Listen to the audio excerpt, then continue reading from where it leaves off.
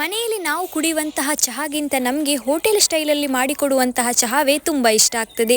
ಇವತ್ತು ನಾವು ಮನೆಯಲ್ಲೇನೆ ತಂದೂರಿ ಚಹಾವನ್ನು ಹೇಗೆ ಮಾಡೋದು ಅಂತ ನೋಡೋಣ. ನಮಸ್ಕಾರ, ಬಡ್ಸ್ ಕಿಚನ್ಗೆ ಮತ್ತೊಮ್ಮೆ ಎಲ್ಲರಿಗೂ ಸ್ವಾಗತ. ನಾನಿಲ್ಲಿ 4 ಲೋಟ ಆಗುವಷ್ಟು ಚಹಾವನ್ನು ಮಾಡ್ತಾ ಇರೋದ್ರಿಂದ 3 ಲೋಟ ಆಗುವಷ್ಟು ಹಾಲು ಹಾಗೆ 1 ಲೋಟ ಆಗುವಷ್ಟು ನೀರನ್ನು ಸೇರಿಸ್ಕೊಳ್ತಾ ಇದ್ದೇನೆ. ನೀವು ಮಾಡುವ ಅಳತೆಯಲ್ಲಿ ಹಾಲು ಮತ್ತು ನೀರನ್ನು ಸೇರಿಸ್ಕೊಳ್ಬಹುದು. ಚಹಾವನ್ನು ಮಾಡಲಿಕ್ಕೆ ನಾನಿಲ್ಲಿ ರೆಡ್ ಲೇಬಲ್ ಅವರ ಮಸಾಲ ಟೀ ಪೌಡ್ರನ್ನು ಉಪಯೋಗಿಸ್ತಾ ಇದ್ದೇನೆ. ನೀವು ಕೂಡ ಮಸಾಲ ಟೀ ಪೌಡ್ರನ್ನೇ ಉಪಯೋಗಿಸಿ. ಇದು ಆರೋಗ್ಯಕ್ಕೂ ಕೂಡ ಒಳ್ಳೆಯದು, ಹಾಗೆ ಚಹಾನೂ ಕೂಡ ತುಂಬ ರುಚಿಯಾಗಿರ್ತದೆ. ನೀವು ಯಾವ ಮಸಾಲ ಟೀ ಪೌಡ್ರನ್ನು ಉಪಯೋಗಿಸ್ತೀರೋ ಅದನ್ನೇ ಯೂಸ್ ಮಾಡಿಕೊಳ್ಳಿ.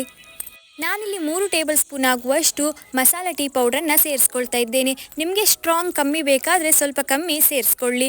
ಇನ್ನು ಸಕ್ಕರೆ ನಿಮ್ಮ ರುಚಿಗೆ ಬೇಕಾಗುವಷ್ಟು ನೀವು ಸೇರಿಸ್ಕೊಳ್ಳಿ.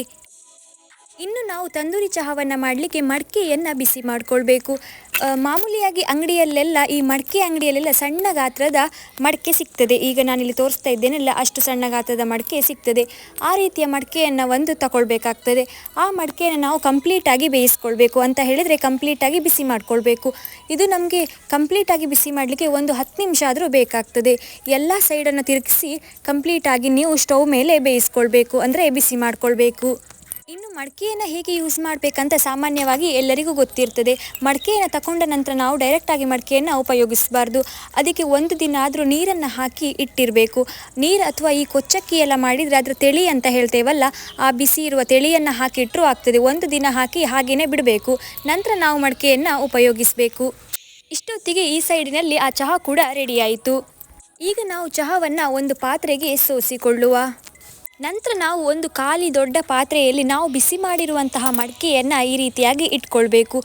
ಇದು ಮಡಕೆ ತುಂಬ ಬಿಸಿಯಾಗಿ ಇರಬೇಕು. ಇದಕ್ಕೆ ನಾವೀಗ ಬಿಸಿ ಮಾಡಿರುವಂತಹ ಚಹಾ, ಅಂದರೆ ಕೊದ್ದು ಬಂದಿರುವಂತಹ ಚಹಾವನ್ನು ಈ ರೀತಿಯಾಗಿ ಹಾಕುವಂಥದ್ದು. ಅದು ಒಮ್ಮೆಲೆ ಉಕ್ಕಿ ಕೆಳಗಡೆ ಬರ್ತದೆ.